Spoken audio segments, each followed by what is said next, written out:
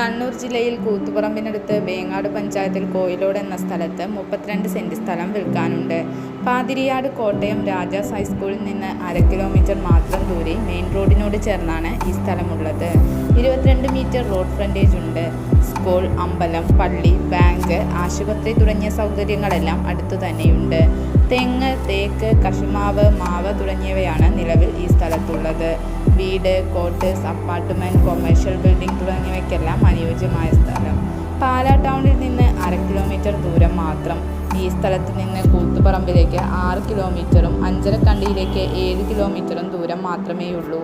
ഈ സ്ഥലം ആവശ്യമുള്ളവർ വീഡിയോയുടെ താഴെ കാണിച്ചിരിക്കുന്ന നമ്പറിൽ ബന്ധപ്പെടുക.